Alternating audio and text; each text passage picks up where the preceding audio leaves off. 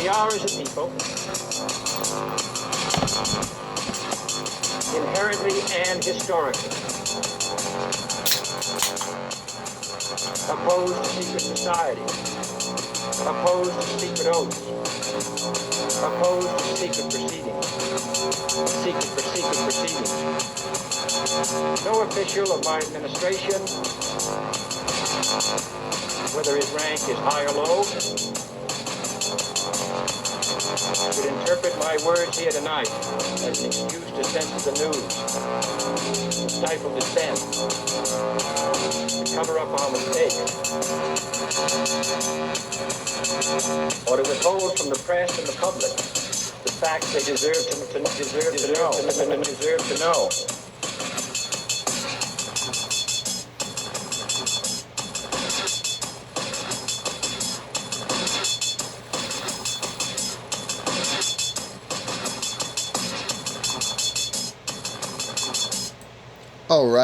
All right. Welcome back to Conspiracy Corner Podcast, everyone. This is Abe, your host, again.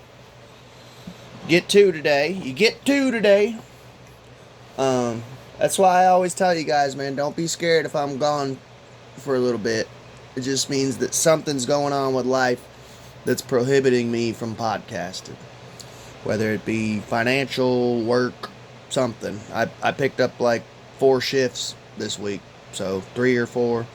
I need to double check on that. But yeah, life is just busy, hectic, crazy. As far as an update, not really much is going on. Nothing changed within the past 30 minutes. My nephew's staying, so that'll be fun, interesting. Maybe I'll play some video games with him or something while he's staying. I don't know how long he's staying, I'm not sure.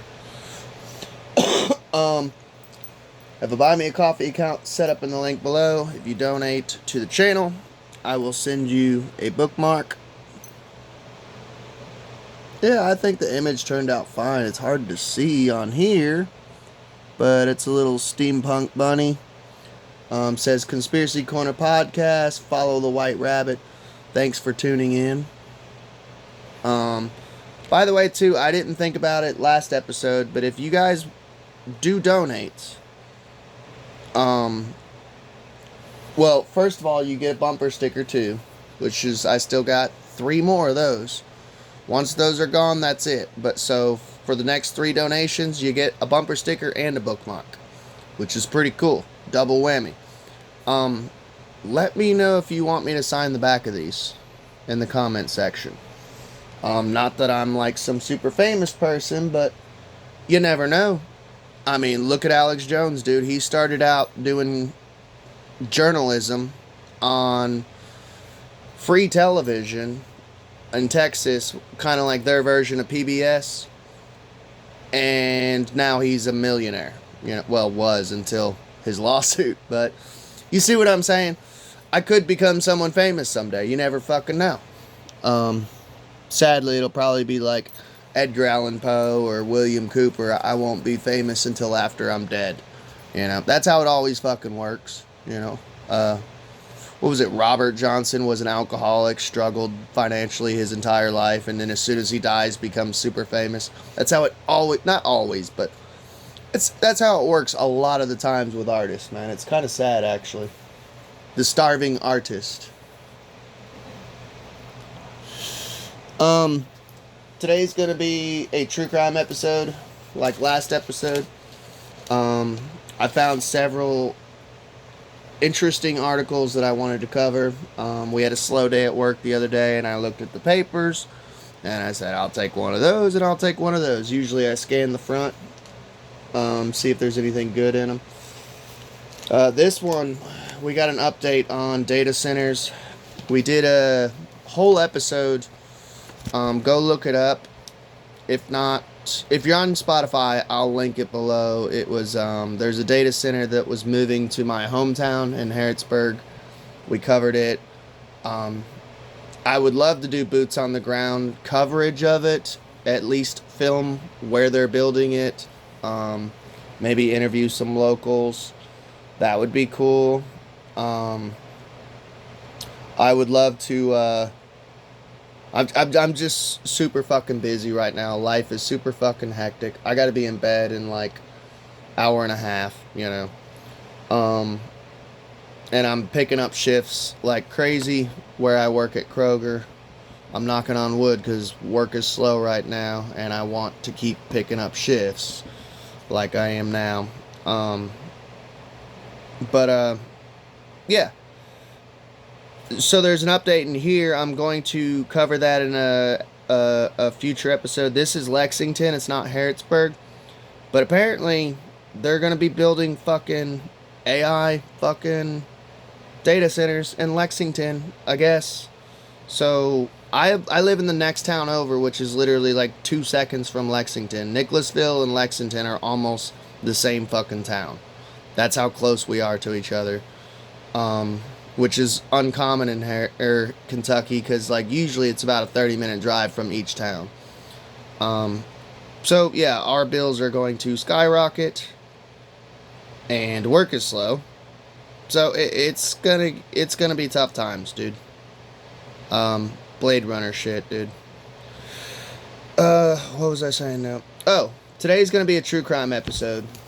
I seen the headline for it and was like, what the fuck? This is some like last podcast on the left shit. And by the way, you guys know that just because this is Conspiracy Corner doesn't mean we're not going to cover other subjects sometimes. Like, I like to cover true crime every now and then. I like true crime. And you would be surprised how much true crime ties in with conspiracy theories. So it always blows my mind. I run across people who are like, quote unquote, conspiracy theorists, who are like super big into conspiracies, but they don't listen to true crime podcasts. They don't like true crime. They don't like horror movies, true crime documentaries. They're like, ew, no. And I'm like, you're missing a gigantic puzzle piece within the conspiracy theory spider web. Like, I don't understand how you can be a conspiracy theorist and not be into true crime. Like, one of the biggest true crime cases we got going on right now is literally the Epstein files. That's technically true crime. It's crime taking place. That's true. Like, I don't get it. But, I mean, and there's cases like Charles Manson being linked to the CIA, the Finders Group, the Satanic Panic with the Memphis 3. I wanted to say Memphis Mafia like Elvis. I don't understand it, but it is what it is. If you guys like true crime, cool. Hope you enjoy. If not, I don't know what to tell you. You should probably look into it, because you're missing a gigantic puzzle piece within conspiracy. Go check out those ones that I just listed off just 2 seconds ago. Experts testing in case of a baby found dead in a landfill is flawed. So, I didn't hear about this originally. I work with a coworker. He's a cool dude. He actually was the one who helped me get my job back at Kroger. When I went through my stint, sorry, I ate like a bunch of garlic. I had bread and Italian herbs and oil and was dipping in it. Yeah, I'm burping. It's nasty ass burps too. Anyways, he helped me get my job back at Kroger. He's a cool dude. He actually went to school. He never finished it, but he was going to school to become a criminal investigator. And he's like me. He's a big fan of like the macabre, true crime, horror. Me and him got a lot in common when it comes to like the darker categories of life, really. And I told him, I was like, dude, I picked up a paper because I love true crime. And I know he loves true crime. So I was like, dude, I picked up a paper. They found a dead baby in a landfill here in Kentucky, And he's like, Oh, they're still talking about that baby? So this is kind of like a second article. I don't know the original article. I don't know the whole story, which I'm sure it'll go through. Um, but I ain't gonna lie, when I see headlines like that, that inner journalist and that inner fan of true crime goes, ooh, I want to hear about that, you know? But yeah. Two experts, including a former Kentucky medical examiner, say testing used to indict a woman recently in the case of a baby found dead more than 30 years ago. Oh shit. At a landfill is scientifically flawed. So this is an old case then. And it's involving a woman. I'm gonna make an ass out of you and me and think how much you want to bet it's the mom, dude. Because I come in with virgin eyes. I like to have a natural reaction. For one, it makes commentary like 10 times easier. Because I don't have a motive. I just come in and I like to play it loosey-goosey and shoot off the cuff. Two, like, apparently reaction channels are, like, huge right now, you know? I don't know if they still are. Maybe I'm just out of touch. But I'm noticing tons of reaction channels, you know? So I'm like, why can't podcasts be reaction podcasts, you know? Maybe I'm an entrepreneur, or not an entrepreneur. Maybe I'm, like, the first one to ever do reaction podcast. That'd be kind of cool. I'm the maiden voyage. The test, known as a lung float test, was used. That sounds like the baby was submerged. How much you want to bet? Like, I mean, it was submerged in trash probably, but I don't know. That sounds like some liquids involved. Was used in 1991, the year of our Lord, the year that I was born, to determine the baby was born alive and abandoned in a dumpster on the campus of Eastern Kentucky. We call it EKU around here, so I'm just going to call it that from now on. So it was alive when it was born and abandoned. So I'm guessing in a dumpster on the campus of Eastern Kentucky. So I'm just guessing, bless you, that it was probably some college girl having fun, banging some hot fraternity dudes, you know. Got prego and she's like, I don't want to ruin my life. I want to finish college. I want to make something of my life. But here's the thing. 1991, though. Ooh, I don't know. Could you get an abortion in Kentucky, the Bible Belt, one of the strictest Christian states there is? Could you get an abortion back then? I don't know. I'm going to have to look into that. By the way, if you want to know my thoughts on abortion, I literally did an entire episode on it because I wanted to just talk about it one time and get it out of the way so I don't have to keep rehashing for the rest of my podcasting career.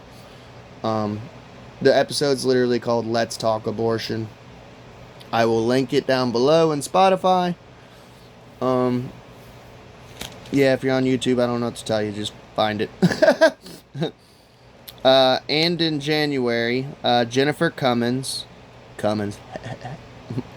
55 of Fairfax, Virginia, was indicted on a murder charge in the baby's death.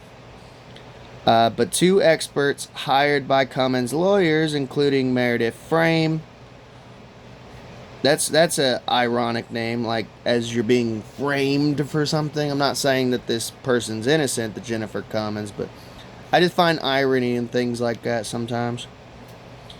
Former state medical examiner in Frankfort, Kentucky, and now a medical pathologist at the University of Kentucky, UK, say the lung float test is outdated and not scientifically accurate, and the baby was likely a stillborn baby. Aw. So, that's reassuring, though. As much as, like, some true crime listeners want to hear the macabre and the darkness of it all, most of us still have hearts as fans of true crime. That gives me some, like, a little bit of, like, a ray of sunshine within the darkness that The baby was stillborn, meaning it was dead when it came out. And by the way, I use the word it, but maybe I should use them, when they came out, because it was a person. They were a person. I don't know, I've been trying to work on my language here lately. Like, the other day I did an episode on, it was one of the Epstein episodes, because I've been covering Epstein like fucking crazy on this channel. And I was talking about CP, cheese pizza. And people are like, we gotta stop calling it porn. It's CSAM. Apparently, I missed the fucking memo. And people are jumping people in comment sections like, stop using that. We need to use, stop using CP. We need to use CSAM. And I'm like, chill out, bro. Like, I've never even heard the word CSAM until literally, actually, the Epstein file release. I had never heard that word in my life. We have always used cheese pizza, child pornography, CP. We had always used those three terms. And this new term comes up and people are just like self-righteously yelling at content creators like we're just like we all get a memo, you know what I mean? Like it's so crazy. That's what happens. Yeah, all the podcasters in the world, we all get like this, like we're on this group text. There's literally like millions of us. It's crazy. I'll show it to you one day. And they're like, "Hey, it's no longer CP, it's CSAM. From this day forth, April blah blah blah 2025, Yeah. We all get the same memo. Like, we're all supposed to just be able to keep up with every fucking change of words, even though we've been using these words for like a decade. And it suddenly changes. We're just supposed to know, We all get memos, though, just in case you're wondering. What was that? Sorry, I went off the rails there. The lung float results cannot be used as the sole indicator of live birth. Frame wrote in her findings, according to new documents in Cummings' criminal case. What we know about the case. Cummings was arrested on January 6. Oh, Jan 6, she was a part of the raid. Sorry. I'm bringing some levity. And you'd be surprised, some people would be like, he's being disrespectful. Like, no, like, go listen to last podcast on the left or Little Stinkers. It's defanging the vampire. Like, better to laugh than to cry. By a Fairfax County tracking task force after Kentucky State Police determined she was RE, and that's on 3A.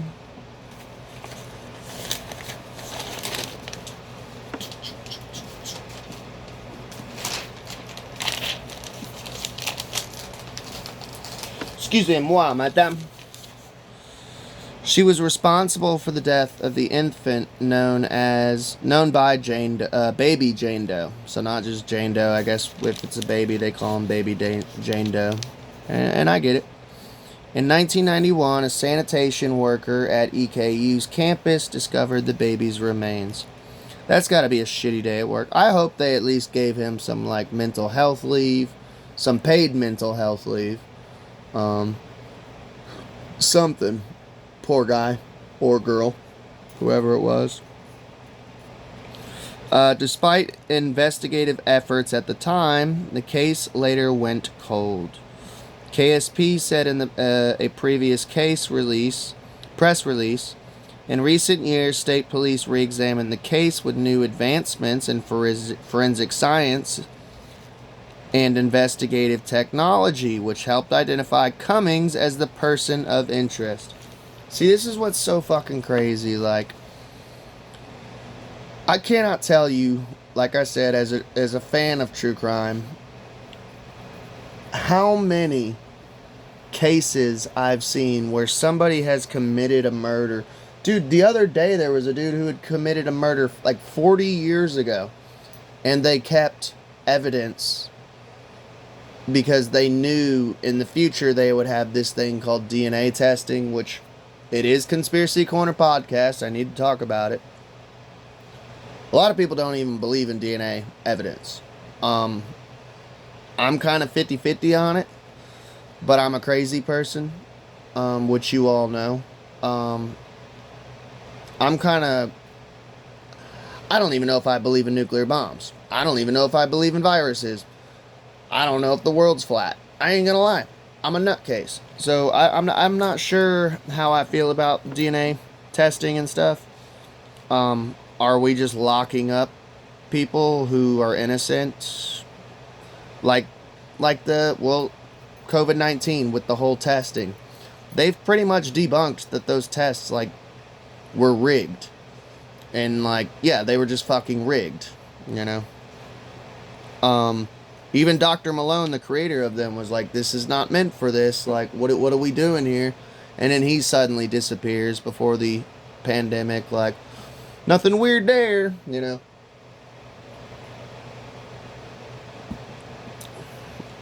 That's why, like, honestly, if I had enough money, I would start donating to the Innocence Project, and they look into, like, real sketchy cases that they believe, like, somebody was, like, falsely accused of something. And yeah, I'm all for that. Like, if you're, like, falsely accusing people, and, like, the majority of people, the majority of evidence is looking towards them being innocent, like the West Memphis 3, and in my opinion, the West Memphis 3, I think they were innocent. Like, yeah, I think there should be support for them, financial, moral, like, so I don't know. The whole thing is, it's a rabbit hole. So the agency did not say what technology they used to link Cummins to baby Jane Doe. Cummins was indicted by a Madison County grand jury December 23rd of 2025, according to online court records. I ain't gonna lie, dude, that's pretty fucking impressive. So I was born in 91. It's 2026. I'm 34 years old. So she made it. She had innocence and got to live her life for 33 fucking years. Now, whether she had some form of consciousness or conscience and was regretful for her actions, or unless she was just a sociopath and or psychopath, like 33 years without being locked up, that's a pretty fucking good run. Not that I'm rooting for her if she's guilty, but like, that's a pretty good run. Sorry, that was tripping me out, dude. I kept seeing a light. It's my hair. But that's a long run.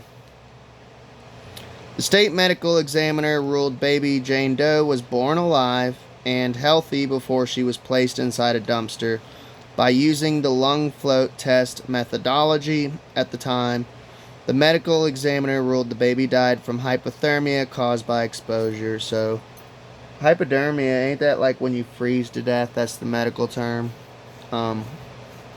Yeah, I'm pretty sure. Hypothermia, sorry. Yeah, I think that's when you freeze to death, which is a horrible way to die. I mean, I don't know. It's not that. Not saying that I'm like. It's a. No one wants to die, but like, I think what it is you get super warm and then you get super sleepy. From what I remember, like, of the reports of like Napoleon's men dying of hypothermia. So I mean, that's honestly, we all gotta die, no matter what. We're all adults here. We all gotta fucking die. Like, that seems like it would be like an okay way to die, you know, rather than like being burnt to death or dying slowly from torture or something, you know. But since baby Jane Doe's autopsy and Cummins' arrest, the lung float test has been largely discredited to determine live births.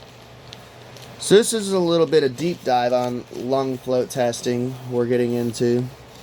A lung float test was used to determine if the newborn took a breath outside the womb based on whether the baby's lung tissue floats in water.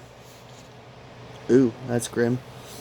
If the lung tissue floats, it indicates that there was a presence of lung and suggests a baby was born alive. The lung tissue sinks, it suggests a stillbirth. But the test and its methodology has become widely criticized and is no longer recognized as sound science by the National Association of Medical Examiners. I'm not gonna lie, I'm very critical on a lot of our science and medical organizations as far as like CDC, WHO.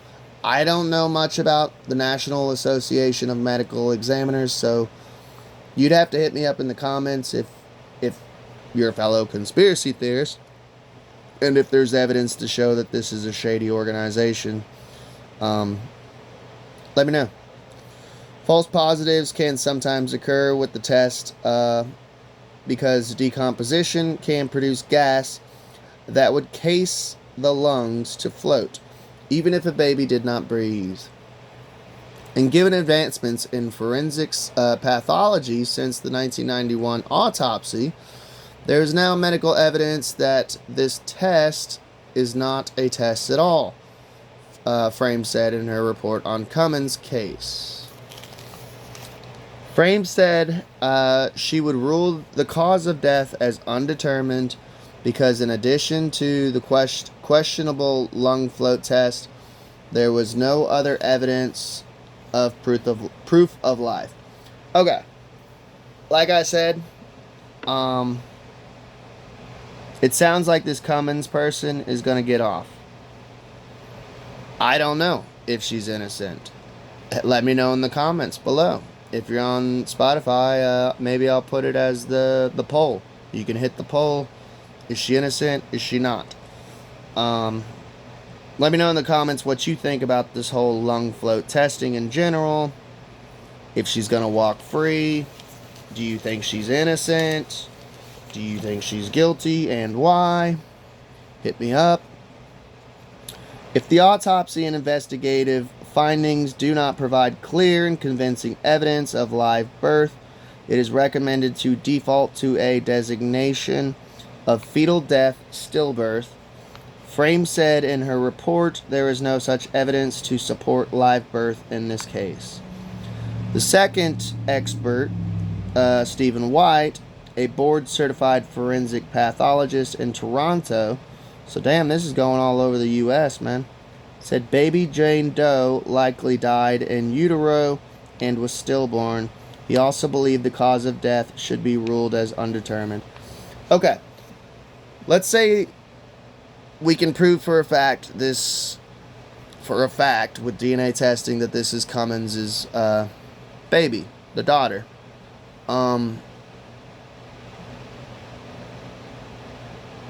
Even if she's born a stillborn, should she spend time in jail and or prison? Because, I mean, you're disposing of a human baby in a trash dumpster, which will end up in a landfill. That's kind of gross. It's not the... I mean, the thing that she should have done was, like, call the police and ambulance and go, hey, man, I gave birth. It's stillborn. I didn't do nothing to it. But then again, I can't judge, man, because, I mean, there's got to be that fear of, well, what if they come here and think I killed her? You know? What if they think I killed the baby? Like, now I'm going to spend the rest of my life and or get, you know, the electric chair for this shit when it came out dead. I don't know. It's a sad story in general, though. Based on my education, training, and years of experience as a board-certified forensic pathologist, there is no scientific or medical way to determine that infant Jane Doe was born alive, White wrote. The lung float test used by the forensic pathologist performing the autopsy has been shown to be unreliable and should not be used as the sole determinant of live birth. Cummins' attorney, Brad Clark, has asked that a judge reduce his client's bond from the current $1 million bond to $5,000 with certain conditions of release, which is understandable, because if it's looking like she's innocent or they can't prove her guilt, I personally agree with that as a fair trial, that the bond should be lowered from $1 million to $5,000, which most people don't know. You only have to pay 10% of your bond, so it'd be $500. Crazy shit. Crazy shit. Let me know what you guys think about that case. It's crazy. It's sad. It's dark. But I seen that article headline and I'm like, yeah, I want to cover that. I haven't done a true crime. Well, can't say I haven't done a true crime episode in a while, because we did a funny, weird one the other day. It was a man who kidnapped a flamingo. And we've been covering a lot of Epstein, so I mean, technically that's true crime, but it's almost its own category. Love y'all. Please like, share, and subscribe, and fill out the poll if you're on Spotify. Hit me up in the comments. It just helps me bump up the algorithm. If you're listening on YouTube, everyone gets 3 hypes a week. I like to personally, this is what I do, I use mine for smaller content creators, because the big people are already high on the algorithm. It's us small people who need the hypes. So if you want to hype this video, please do. It helps my channel. But that's it. Y'all have a good day.